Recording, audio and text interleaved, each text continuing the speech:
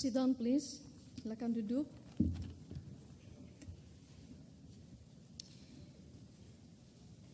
Acara ini diselenggarakan beberapa kerjasama dari beberapa pihak. Untuk itu, Ketua Panitia di dalam acara Sola Scriptura tahun ini, kami akan persilahkan untuk memberikan kata sambutan dan akan dilanjutkan oleh Ketua STT Iman, Pendeta Joshua Ong. Saya persilahkan.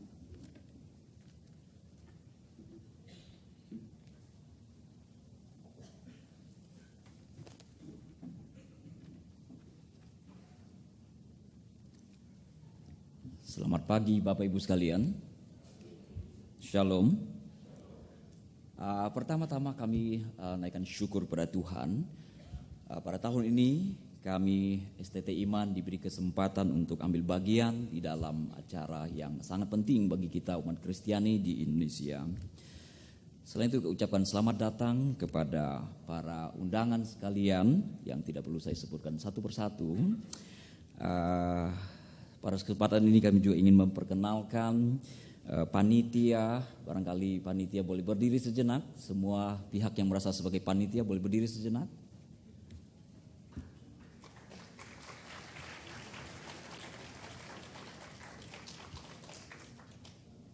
Banyak yang di luar rupanya. Silakan duduk kembali. Saudara sekalian, kuliah akademis ini diselenggarakan dan didukung oleh beberapa pihak. Di antaranya didukung oleh PGI, PGTI, Perkantas, PGLII, PGPI. Pada kesempatan ini saya laporkan bahwa sesuai dengan data yang kami peroleh, peserta yang mendaftar ada 851 orang. Jadi boleh dipastikan sebagian masih belum ada di tempat ini. Dari 27 sinode, 9 STT, dan 9 lembaga parachurch. Saudara, ketika merancang acara ini tentu saja kami mengalami banyak kesulitan. Ada beberapa hal. Pertama adalah soal pendaftaran. Wow, pada minggu-minggu terakhir, seminggu bahkan ya sebelum diadakan acara ini, kami panitia jantungnya itu tidak normal detaknya gitu ya. Bahkan selama berminggu-minggu tidurnya pun kurang nyenyak. Sebab yang mendaftar dari target 800 orang itu tidak banyak. Wow. Tapi rupanya ya Tuhan mendengarkan doa kami. Entah ini kebiasaan orang Indonesia barangkali ya. Pada waktu menit terakhir baru daftar. Dan yang terjadi adalah kami mengalami limpahan yang luar biasa. Tadi pada waktu doa bersama saya berkata, kalau bisa Tuhan stoplah yang datang gitu ya, on the spot, sebab akan menyulitkan. Dan kalau datang semua, kami harus mengumumkan bahwa di atas kertas kita mengalami kekurangan tempat duduk. Karena itu saya sudah berbicara kepada para alumni STT Iman dan mahasiswa STT Iman untuk merelakan diri kursinya diduduk oleh para tamu pada hari ini, saudara. Kesulitan yang besar yang kami alami tentu saja soal pendanaan juga, Pak Sakyus. Karena pada waktu awal mula kami mendapatkan informasi bahwa kami hanya menyiapkan konsumsi sederhana. Rupanya ini ada sedikit miskomunikasi. Wow, ternyata kami harus mengeluarkan dana nyaris 100 juta rupiah. Wow, karena itu kami bergumul dan berdoa. Mohon Tuhan memberkati. Tapi kami bersyukur juga rupanya tahun lalu panitia akademis memberikan warisan yang lumayan buat kami sebagai modal awal. Mungkin tahun lalu STT RII adalah pihak yang menabur dan tahun ini STT Iman yang menuai Bu Ina. Karena itu kami berterima kasih dan sekaligus mohon maaf kalau sampai akhirnya kami memanfaatkan dana yang sudah disiapkan. Sebab dalam waktu yang tidak terlalu lama, tepatnya di akhir bulan Mei, kami pun ada sebuah konferensi nasional yang akan diadakan di STT Iman yang juga memakan dana. Nah karena itu saudara, panitia memutuskan bahwa hari ini juga akan diedarkan hari ini dan besok akan diedarkan persembahan. Persembahan yang Bapak Ibu kumpulkan hari ini dan besok bukanlah sebagai ongkos untuk membeli makanan, saudara. Sebab makanan yang kami siapkan semuanya adalah free. Dan persembahan yang terkumpul tentu saja adalah untuk menutup rasa malu kami barangkali karena menggunakan dana yang disiapkan oleh panitia. Saudara, harapan kami seminar ini dapat berjalan dengan baik dan kita akan diberkati dengan seminar ini. Sebagaimana kita ketahui banyak orang menuduh bahwa Alkitab kita sudah dipalsukan. Mari kita dengarkan dari pakar. Sembari kita juga nanti kalau ada kesempatan untuk bertanya sejauh mana yang disebut dengan Alkitab yang dipalsukan itu. Karena ternyata informasi yang terkumpul bahwa Dead Sea Scroll itu mempunyai umur yang 1000 tahun lebih tua dari naskah yang paling tua yang kita miliki. Tentu saja di dalam penyelenggaraan ini banyak kekurangan. Di dalam penyambutan, dan mohon maaf kalau ada kawan-kawan yang mendaftar on the spot yang sangat terpaksa tidak bisa kami terima. Dengan sangat menyesal kami harus melukai hati orang-orang tertentu yang mungkin karena keterbatasan tidak sempat mendaftar pada waktu pendaftaran dibuka. Di dalam kenyamanan barangkali nanti ada sesuatu yang terjadi, mohon dimaafkan. Kemudian soal konsumsi yang sederhana yang kami siapkan, kalau rasanya tidak sesuai seperti selera pun mohon dimaafkan. Akhir kata mohon dimaklumi serta mohon maaf kalau ada kekurangan dan selamat berseminar selama 2 hari. Tuhan Yesus memberkati.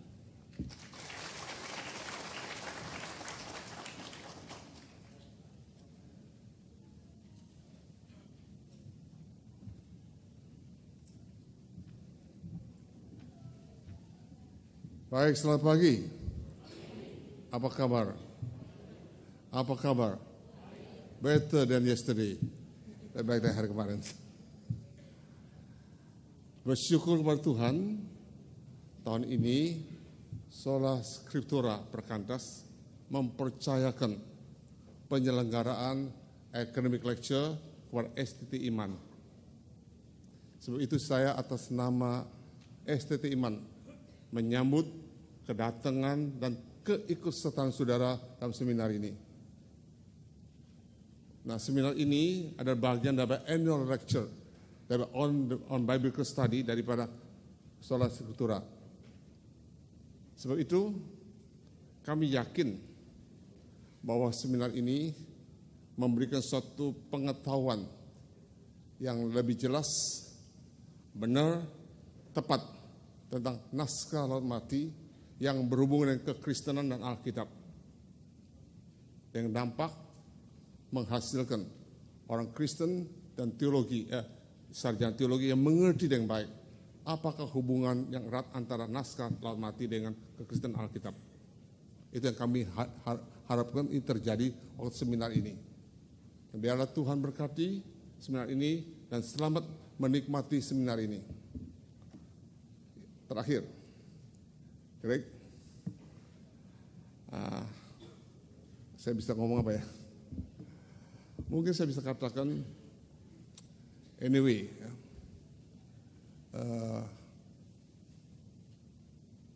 because His grace, we have a privilege to invite you for academic lecture. Dengan kata lain, we certainly claim the promise and enjoy God's special blessing through your ministry in increasing our spiritually intellectual knowledge about the Dead Sea Scroll. Sebab itu saya tidak kata lain lagi. Inilah Dr. Greg Evans. Let us welcome him and give him applause.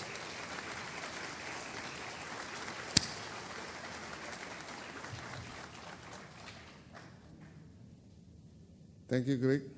God bless you. Ada baiknya kita bangun berdiri, kita akan berdoa.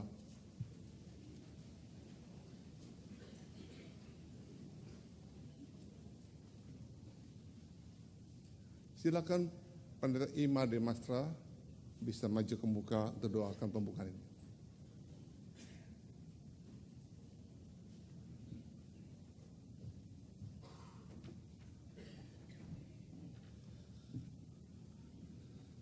Mari kita berdoa bersama-sama.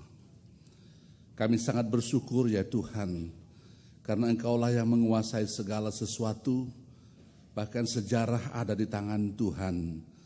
Apa yang manusia olok tentang iman yang kami pegang, yang datang daripada Tuhan, kami mengetahui kebenaran-kebenaran itu terbukti dalam sejarah. Bahkan apa yang belum dapat kami mengerti sekarang, waktunya akan tiba, Tuhan akan nyatakan. Kami bersyukur sebagai orang-orang yang Tuhan sudah panggil untuk masuk ke dalam keselamatan, dan juga bersyukur untuk panggilan Tuhan terlibat dalam pelayanan. Ya Tuhan, tolong kami supaya kami mengusahakan pengenalan kami lebih dalam lagi tentang kebenaran-kebenaran yang ada, sehingga kami dapat berdiri dengan teguh mengatakan apa yang sungguh-sungguh kami ketahui dengan benar. Pimpinlah acara ini dari awal sampai akhir, karena kami ingin lakukan semuanya ini bagi kemuliaan nama Tuhan dalam Yesus Kristus. Amin. Amin. Silakan duduk. Selamat berseminar. MC ada hal yang perlu dikumpulkan? Share. Greg, your time.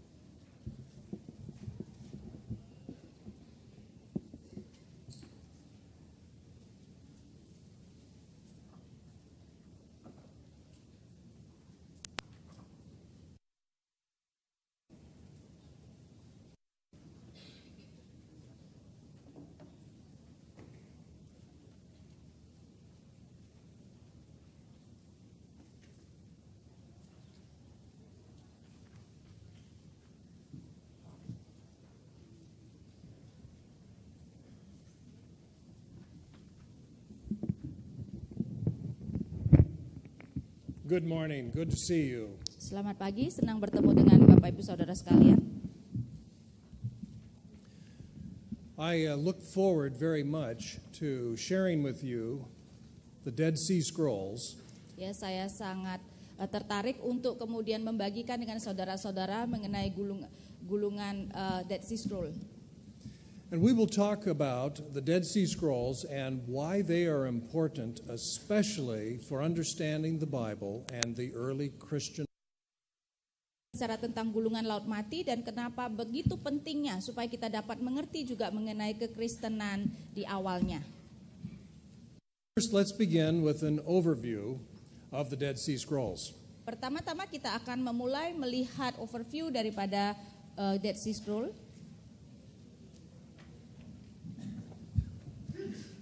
11 caves have been found, the first one in the year 1947. 11 gua telah ditemukan dan yang pertama itu ditemukan pada tahun 1947. Cave number 4 is the cave that had most of the scrolls, more than almost 600 of the 900 scrolls in cave 4 alone. Sedangkan gua nomor 4 merupakan tempat di mana paling itu yang Dead Sea Scroll yang ditemukan kira-kira 600-an lebih daripada 900 itu ditemukan di sana.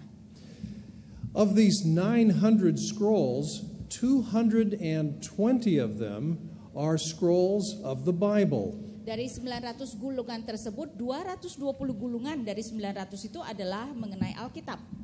Now I need to make something clear. Today in the modern world, we think of a Bible as a single book. Ya, saya mau menjelaskan sesuatu. Sekarang ini di dunia modern kita, ketika kita berbicara tentang Alkitab, kita melihatnya sebagai satu kitab.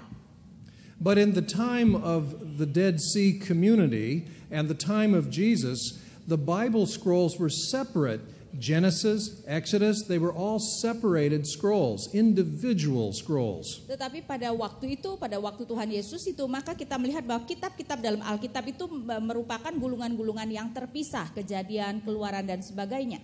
So when I say 220 Bible scrolls, I don't mean 220 Bibles complete, but 220 scrolls several of Genesis, some of Isaiah, and so forth. Jadi ketika saya berbicara tentang 220 gulungan, bukan berarti 220 kitab yang komplit ya. Mungkin ada beberapa, cukup banyak kitab Kejadian, ada sedikit Yesaya dan sebagainya.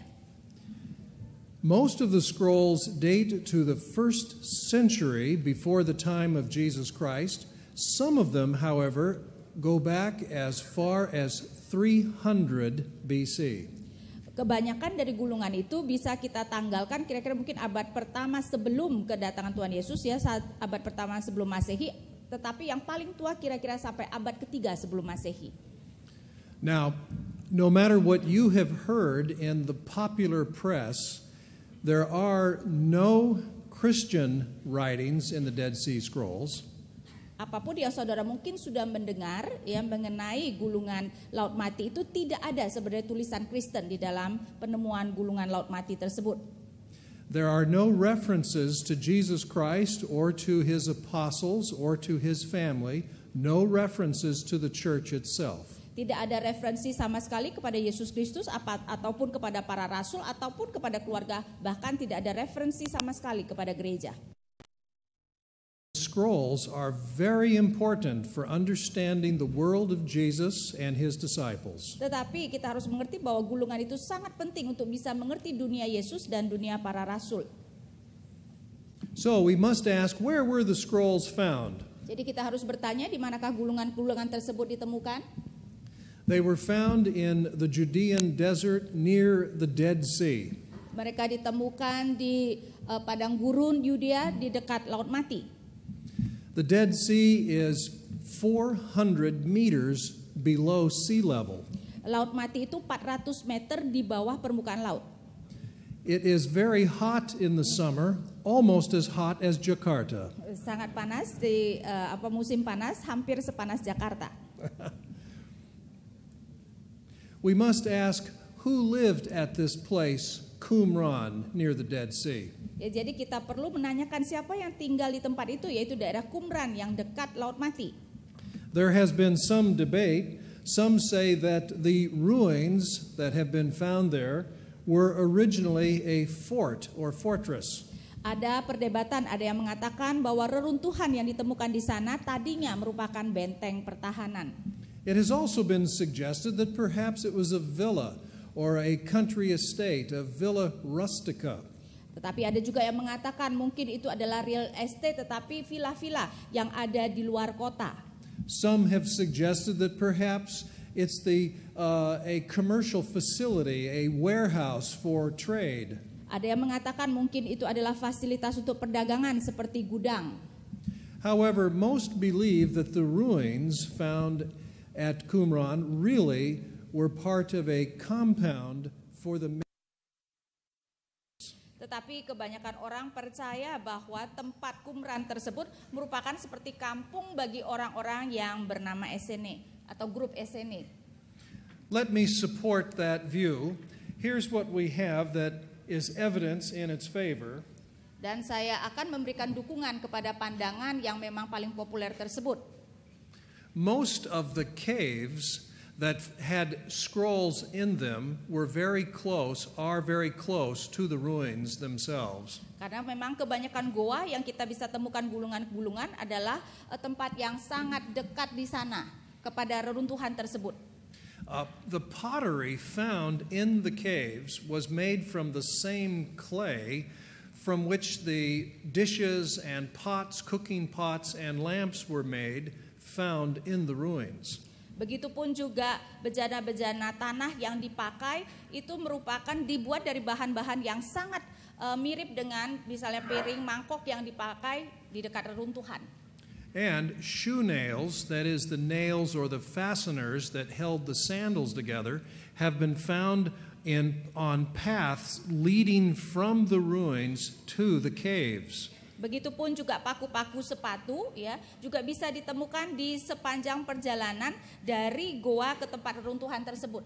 This shows that the people who lived at Qumran, the place of the ruins, walked back and forth between the compound and the caves. Itu berarti bahwa orang-orang yang tinggal di Qumran tersebut, mereka berjalan dari tempat mereka pergi ke gua-gua tersebut. A first century Roman historian named Pliny tells us that there were men who lived at Qumran and lived there all by themselves. Sejarawan pada abad pertama Pliny mengatakan bahwa ada orang-orang yang tinggal di Qumran dan mereka hidup terisolasi. And the description of the Essenes, the description given to us by the Jewish historian Josephus and the interpreter named Philo, those rules of the Essenes agree with the descriptions. Dan kemudian kita juga diberitahu seorang sejarawan Yahudi, Josephus dan juga Philo, bahwa kemudian peraturan-peraturan yang ada di dalam kehidupan orang Essene itu merupakan sesuatu yang juga ditemukan. This evidence indicates that the Dead Sea Scrolls found in the 11 caves near the ruins really were the scrolls of the men of Qumran, the Essenes. Dan ini membuktikan bahwa gulungan-gulungan yang ditemukan, gulungan laut mati yang ditemukan itu memang merupakan karya tulisan daripada kelompok Essene itu. Now this is why this is important. It shows that the scrolls really do date from antiquity and really do reflect the views of the men called Essenes described by Josephus and Philo. Dan ini memberikan kita berita-berita yang penting karena memang mau menunjukkan betapa orang-orang tersebut ya Essene benar-benar tinggal di sana dan memberikan kita pandangan mereka pada waktu itu. Now I have told you that we found the first cave in 1947. Saya sudah mengatakan bahwa kita menemukan goa yang pertama pada tahun 1947. But I need to qualify that statement because scrolls were found at least 3 times from an earlier period of time. Tetapi saya harus memberikan kualifikasi kepada pernyataan tersebut karena ada gulungan-gulungan yang sudah ditemukan setidak-tidaknya 3 kali di awal, yang lebih awal. The church historian Eusebius tells us that there was a scroll found near Jericho, and this dates all the way back to the 4th century AD. Dan ada sejarawan gereja yang bernama Eusebius mengatakan ada gulungan yang sudah ditemukan di dekat tempat yang disebut Jericho dan ini sudah ditemukan pada abad ke-4 Masehi. And then in the 8th century, there's another reference to a scroll found in a jar, again near Jericho. Dan kemudian pada abad ke-8 kembali ditemukan gulungan yang dimasukkan di dalam bejana dan itu kembali di dekat Jericho. Jericho is only a few kilometers northeast of Qumran. Dan Jericho kira-kira hanya beberapa kilometer dari timur laut Qumran. So it is quite possible that these scrolls mentioned in the 4th and 8th centuries were in fact found in a cave near Qumran. Jadi mungkin sekali sebenarnya gulungan yang dikatakan ditemukan pada abad ke-4 dan 8 sesungguhnya ditemukan di goa-goa di dekat Qumran. Whatever those scrolls were, they're today long gone. Tetapi dimanapun gulungan-gulungan tersebut sekarang sudah tidak ada lagi. The next discovery was just over 100 years ago in 1897. Dan kemudian penemuan berikutnya hanya kira-kira 100 tahun yang lalu yaitu pada tahun 1897. This is where it was found. It was found in a large collection of manuscripts in a synagogue in Cairo, Egypt. Dan disinilah ditemukan yaitu di suatu sinagog di Kairo, Mesir. The practice of the Jews in antiquity and in the Middle Ages was never to throw away a book in which the name of God was written. Karena memang merupakan praktek daripada orang-orang Yahudi kuno, begitupun juga gereja bahwa mereka tidak pernah akan membuang tulisan apapun yang ada nama Allah di dalamnya. When a Bible became old and was beginning to fall apart, the Bible was placed in a room called a geniza. Ya, sehingga kalau misalnya Alkitab sudah menjadi tua dan sudah terlepas-lepas, maka Alkitab tua itu akan disimpan di satu ruangan yang disebut geniza. A book, a Bible, or other manuscript with God's name in it would never be thrown into the trash. Ya karena itu kitab atau manuskrip apapun yang ada nama Allah di dalamnya tidak mungkin dibuang ke sampah. So these books would gather in a room over centuries of time. Sehingga buku-buku ini kemudian akan dikumpulkan di satu ruangan dan itu bisa terjadi selama berabad-abad. In 1897, someone found these books in the Geniza. Dan di dalam tahun 1897 ada orang yang menemukan buku-buku ini di Geniza. The Geniza is, if I can show it to you, it's in this room. Ya, kalau Geniza saya akan menunjukkan ini ada di ruangan ini.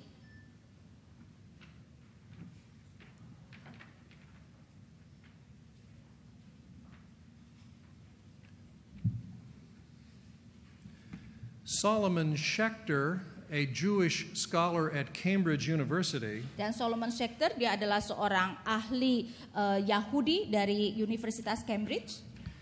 he made arrangements to purchase these documents. Dia kemudian mengatur untuk membeli dokumen-dokumen tersebut. He gathered up 100,000 documents. Dan dia mengumpulkan 100.000 dokumen.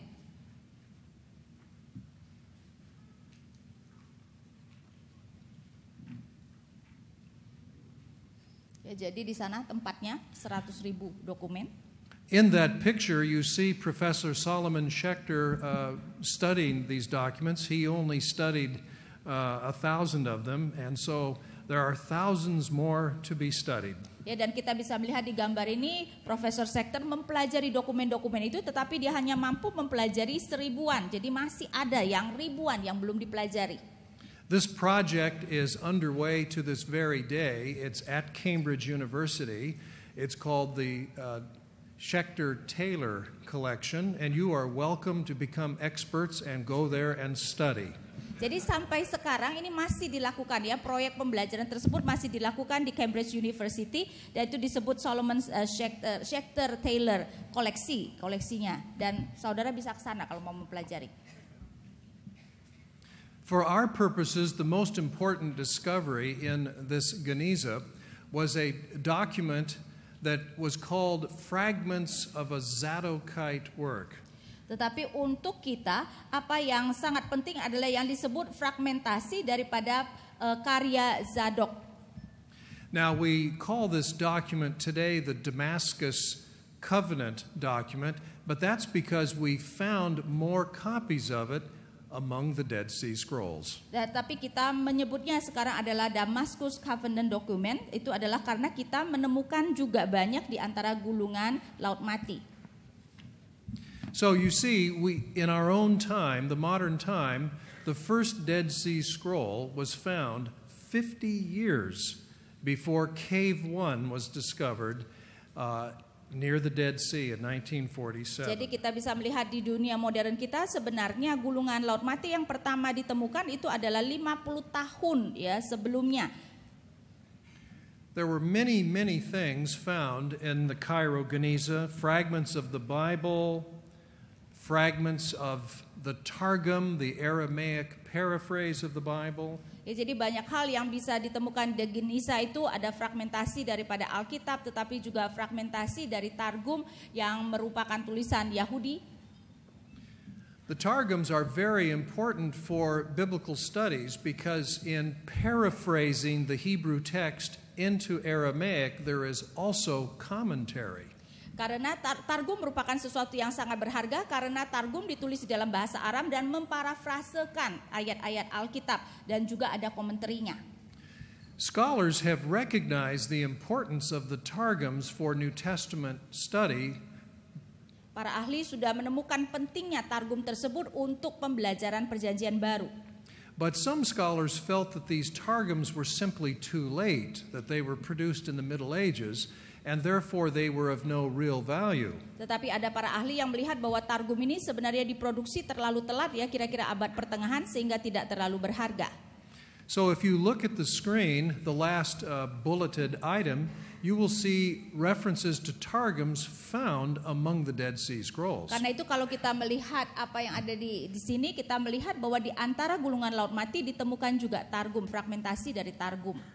So let me explain what you're looking at. When you see 4Q TG Leviticus, that means Qumran, cave number 4, Targum to the book of Leviticus. Sehingga kalau kita melihat di sini ditulis 4Q TG LEV, itu berarti 4 yaitu gua keempat, Qumran, kemudian TG itu adalah Targum, dan LEV itu adalah Leviticus, kitab Imamat. So this is how to understand the siglum. The Q stands for Qumran, and the number on the left identifies which cave. Jadi kita harus mengerti bahwa Q di sini berarti Qumran, ya, mewakili Qumran, sedangkan 4 adalah nomor guanya. Some of the Qumran scrolls have names, but many of them only have numbers. Ya, banyak sekali, beberapa daripada gulungan itu ada namanya, tetapi banyak dari mereka hanya punya nomor saja. Another important discovery in the Cairo Geniza were a few pages from the book called Jesus ben Sira. Ada penemuan yang lain lagi yang penting di Geniza di Kairo adalah sebuah buku yang disebut Yesus ben Sira. Another very unusual discovery found in the Cairo Geniza is that page of Hebrew that you see there. Dan kemudian penemuan yang lain lagi yang tidak biasa yang ada di Cairo Geniza. This is an apocryphal story about Jesus. Dan ini adalah suatu kisah apokrifon mengenai Yesus. Jesus is accused of practicing black magic. Di mana Yesus dituduh melakukan praktek black magic. He is put on trial before Queen Helen. Dan dia kemudian diadili di depan Ratu Helen.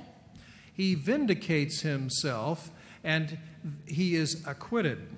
Yesus menyatakan dirinya tidak bersalah dan akhirnya memang dinyatakan tidak bersalah. If you count the lines down to line number 10, dan kalau kita menghitung barisnya sampai baris ke-10, Jesus makes the statement, I am the Messiah and I raise the dead.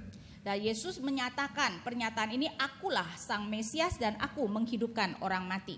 I find this one of the most interesting finds in the Cairo Geniza. Dan saya melihat bahwa ini adalah salah satu penemuan yang paling menarik dari Cairo Geniza. Another surprising find in the Geniza are actual pages of the Greek New Testament. Dan sebenarnya juga yang mengherankan yang ditemukan di Geniza tersebut adalah halaman-halaman dari Perjanjian Baru. These pages have been written over or reused, and the Greek word for that is palimpsest. Tetapi tulisan-tulisan ini kemudian sudah dihapuskan dan gulungan itu dipakai lagi, dan ini di dalam Perjanjian Baru disebut palimpsest. It comes from the Greek word palin again, and the word meaning to rub, and so the manuscript has been rubbed, most of the original text scraped or rubbed off, and then a new writing is written over it. Itu dari kata pavlin yang berarti kembali, dan kemudian yan yang berarti menghapusnya, ya, menggosoknya, sehingga memang tulisan yang lama digosok sampai hilang dan kemudian ditulis di atasnya. So the Cairo Geniza collection has yielded fragments of the Gospel of Matthew, the Gospel of John, the Book of Acts, and Peter's first letter. Sehingga Geniza Kairo tersebut koleksinya telah memberikan kita fragmentasi dari Matius, Yohanes, Kisah, dan juga 1 Petrus. And here are examples of that, and if you find it difficult to read, I don't blame you. Dan ini adalah contoh-contohnya. Kalau itu sulit dibaca, saya tidak mempersalahkan saudara. If you look very carefully, you can see the Greek going horizontally. Dan kalau kita melihat dengan teliti, kita bisa melihat tulisan-tulisan Yunani yang dilakukan secara horizontal. And the Hebrew is going from top to bottom. Sedangkan tulisan Ibrani dari atas ke bawah. So if you were trying to read the Greek, that's the way you would hold it. But if you were trying to read the Hebrew, you would have to turn it over. Jadi kalau saudara membaca Yunaninya, saudara misalnya membaca seperti demikian. Kalau mau membaca Ibraninya, saudara balikkan. Another very interesting find. Dan kemudian penemuan lain lagi yang sangat menarik. And these slides show the Greek text, just easier to read it. Dan kita bisa melihat slide itu menunjukkan tulisan-tulisan di dalam Yunani dan itu agak lebih mudah membacanya. Another interesting find is selections of some of Paul's letters written in Syriac. Dan juga penemuan yang lain adalah tulisan Paulus tetapi ditulis di dalam bahasa Syriak. And here is another surprising find in the Cairo Geniza. Dan kemudian penemuan lain lagi yang mengherankan di dalam Geniza Kairo tersebut. These are called incantations. Dan ini disebut mantra. They're written in Hebrew or Aramaic. Ditulis baik di dalam bahasa Ibrani maupun Aram. And these incantations are part of folklore magic. Dan mantra-mantra ini merupakan bagian dari orang yang mempraktekkan magis. In which the incantation invokes the power and protection of God. Di mana di dalam mantra ini meminta perlindungan dan kuasa dari Allah. And sometimes the incantation asks God to punish one's enemies. Dan kadang-kadang di dalam mantra tersebut seseorang meminta Tuhan untuk menghukum musuhnya. But usually the incantations ask God for protection against evil spirits or demons. Tetapi biasanya mantra-mantra itu adalah permintaan kepada Tuhan untuk melindungi mereka dari roh-roh jahat.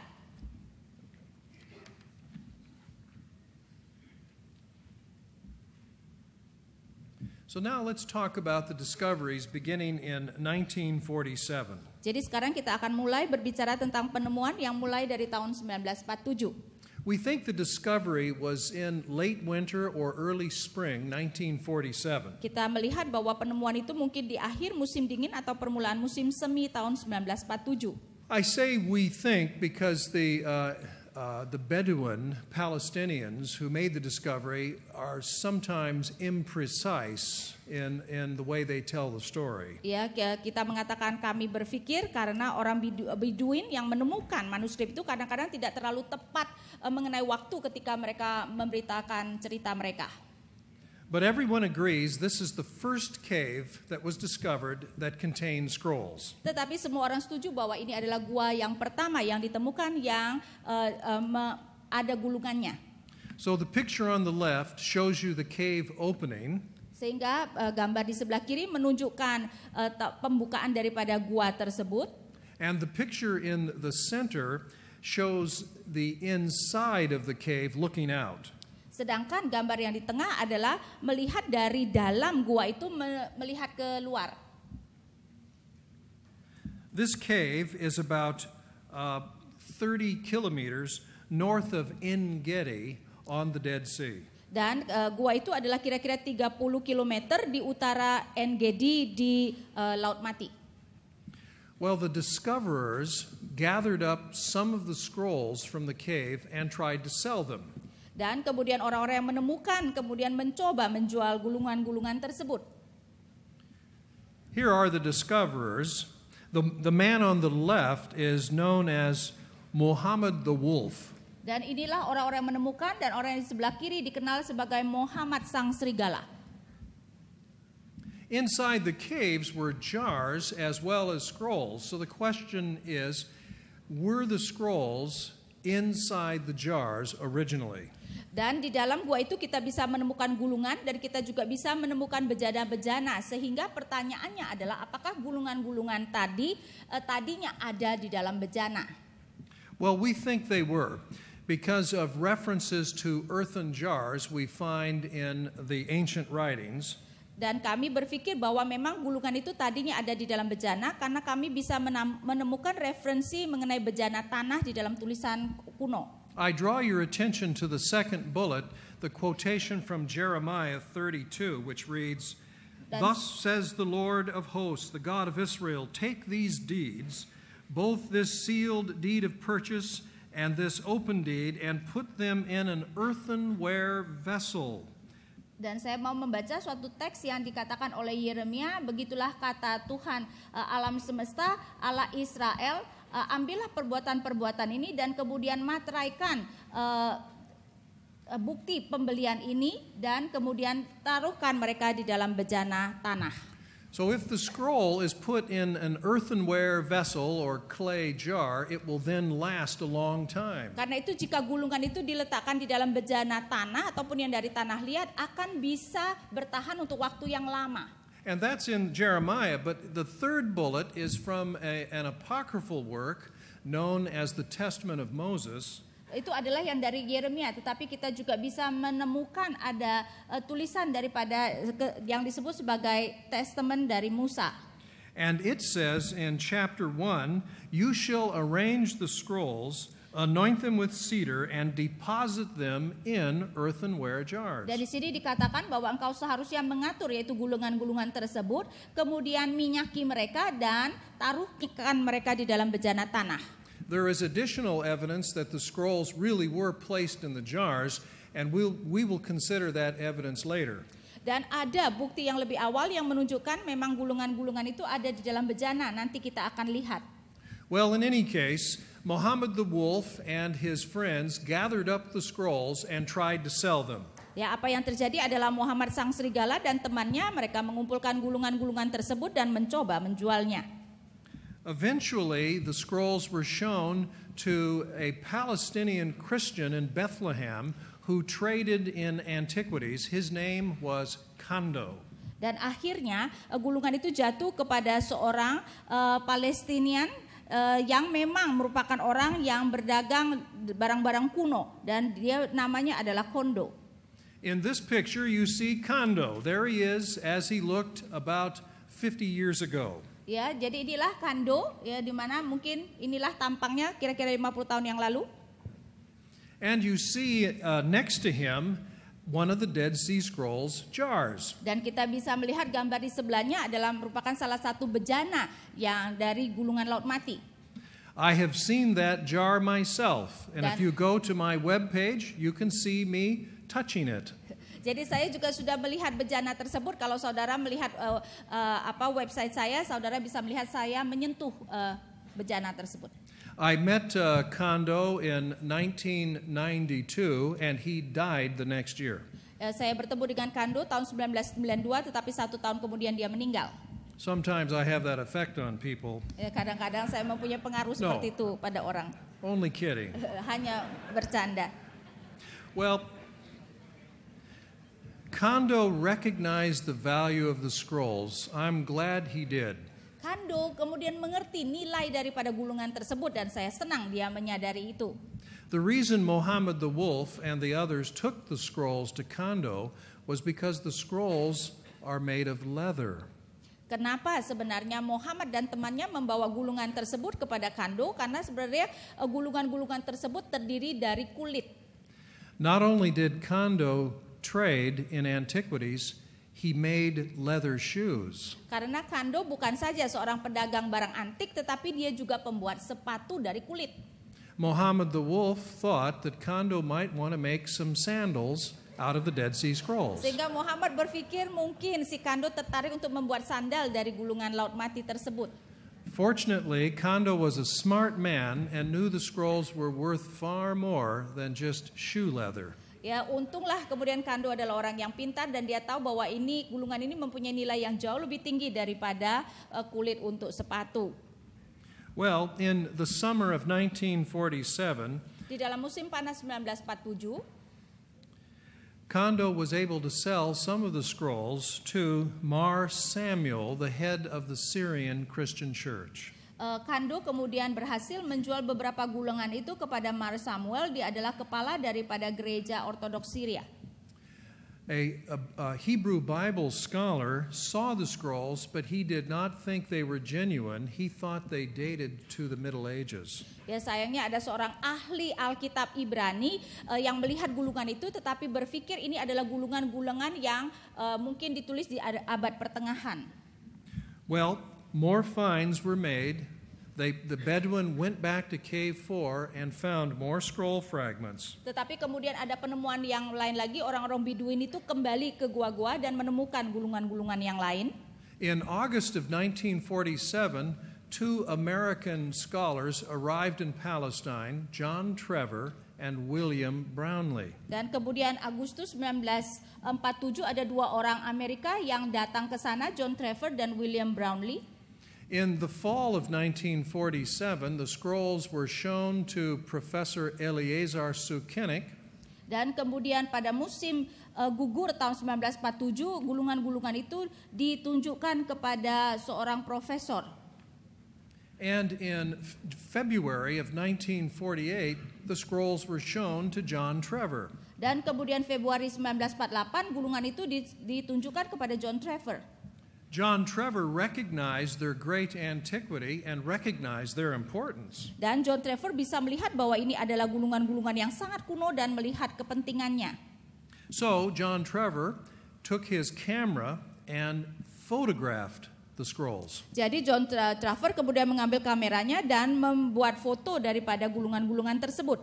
John Trevor went to Palestine in 1947 to take pictures of some mosaics. Karena pada tahun 1947 John Trevor sebenarnya pergi ke Palestina untuk membuat gambar-gambar dari mozaik.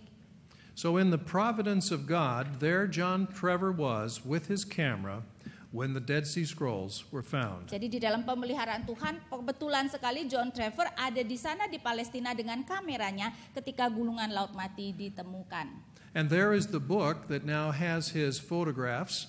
And you can see a photograph of one of the columns of the Hebrew text of Isaiah. Ya, dan disinilah kita bisa melihat kemudian ada buku yang ada fotografnya dan kita juga bisa melihat foto daripada satu manuskrip yang merupakan bagian dari Yesaya di dalam tulisan Ibrani. I chose column 44 to show you because this is the page of Hebrew that has Isaiah 53. The Suffering Servant Song. Saya memilih kolom 44 karena ini adalah bagian yang menuliskan mengenai Yesaya 52 sampai 54 yang di dalamnya kita tahu ada tulisan mengenai hamba yang menderita. Last year I met a Jewish man who did not believe that Isaiah 53 could have been written before the time of Jesus because it matched so closely the experience of Jesus who suffered. Tahun lalu saya bertemu dengan seorang Yahudi yang tidak percaya bahwa Yesaya 53 dituliskan sebelum Yesus. Karena apa? Karena gambaran di dalam Yesaya 53 begitu dekat dengan apa yang terjadi pada Tuhan Yesus, terutama penderitaannya. A Christian showed him Isaiah 53 and he read it and he said, no, this was written after the time of Jesus. Ya, seorang Kristen menunjukkan Yesaya 53 kepada dia, tetapi dia mengatakan tidak mungkin, ini pasti dituliskan sesudah zaman Yesus. Then he was shown the great Isaiah scroll found at Qumran. Tetapi kemudian dia berikan gulungan yang hebat dari Yesaya yang ditemukan di Qumran. And discovered that the great Isaiah scroll at Qumran dates to about 200 BC. Dan menemukan bahwa gulungan yang ditemukan di Qumran itu yang berbicara tentang Yesaya 53 tertanggal kira-kira abad kedua sebelum Masehi.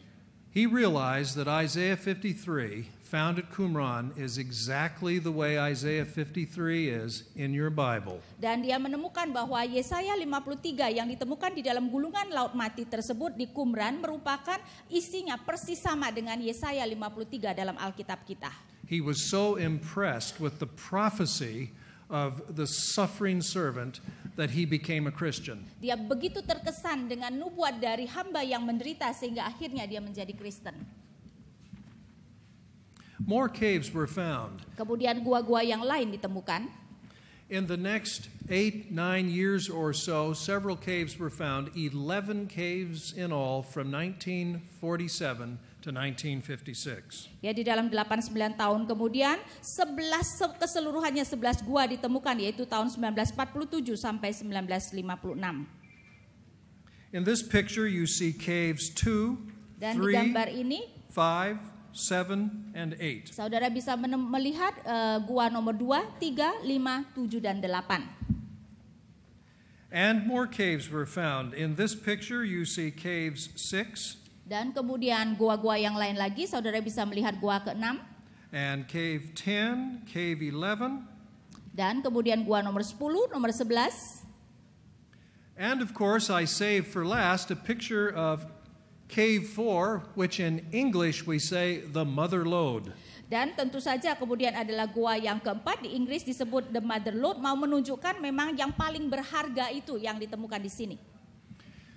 600 of the documents found, remember there are 900 documents in all, 600 of them were found in Cave 4. Ya, ingat bahwa semua gulungan itu ada 900 dokumen, 600-an dari 900 itu ditemukan di gua nomor 4. In the picture on the right, we are inside the cave looking out. Ya, di gambar yang paling kanan itu seakan-akan kita ada di dalam gua dan kita melihat keluar.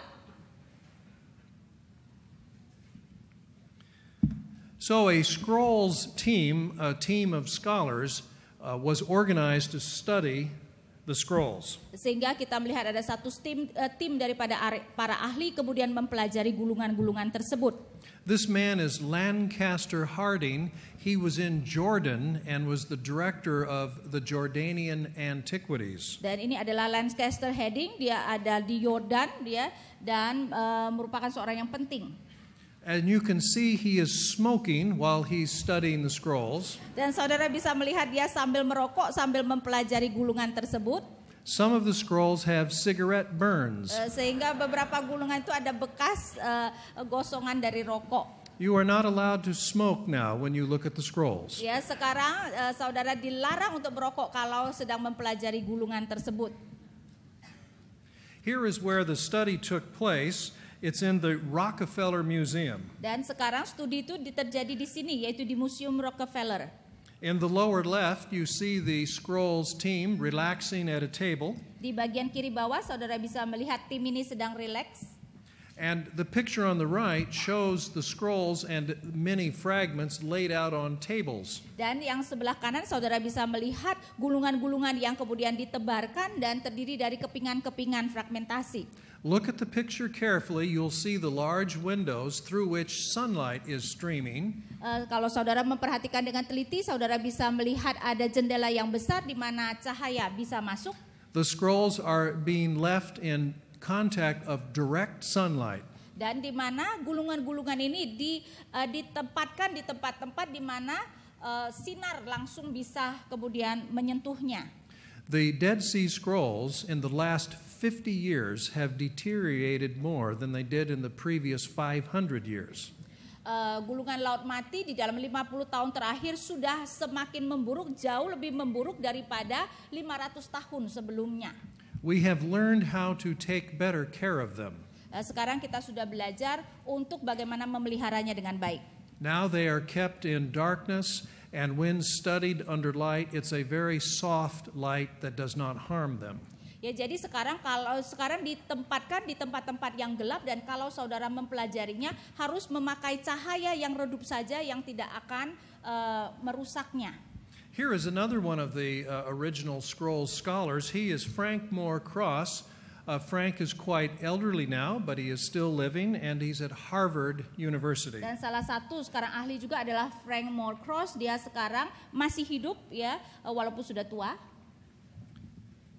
And in this picture, you see the Polish-French scholar J.T. Milik. Dan kemudian J.T. Milik, seorang ahli Polandia. In this picture, you see Professor John Allegro when he was on the team and was a professor at the University of Manchester. Dan kemudian juga Profesor Allegro yang ada di tim, dan dia adalah profesor dari universitas di Manchester. If you look at the scroll that he is studying, you might recognize it as the commentary or pesher on the prophet Nahum. Dan kalau kita melihat gulungan yang dipelajari, mungkin kita bisa melihat itu adalah pesher daripada kitab Nahum. In this picture, you see John Strugnell, who also later joined the faculty at Harvard. Dan kemudian di sini juga ada John, ya, Strugnell, yang sekarang juga menjadi bagian daripada tim itu. He was the youngest member of the Scrolls team. He was in his 20s when he was appointed, and he could read Hebrew amazingly well. Dan dia sebenarnya orang yang paling muda, baru berumur 20-an ketika join tim itu, dan dia dapat membaca Ibrani dengan sangat baik. Here is another early scroll scholar, a friend of John Trevor. His name is William Brownlee. Dan salah satu lagi yang di tim teman daripada si John yaitu William Brownlee. He was not on the team, but he was one of the early scholars, a pioneer in the study of the Dead Sea Scrolls. Ya, dia tidak di dalam tim, tetapi dia merupakan salah satu yang mempelajari Dead Sea Scroll. I was privileged to study with Professor Brownlee at Claremont, where I did my PhD. Dan saya mempunyai kesempatan belajar dengan Profesor Brownlee di Claremont, ya, Claremont ketika saya belajar PhD saya. I was very fortunate because when I went to Claremont more than 30 years ago, John Trevor also joined the faculty. Dan saya sangat senang bahwa 30 tahun yang lalu ketika saya mengambil S3 saya di Claremont, John Trevor juga ada di sana.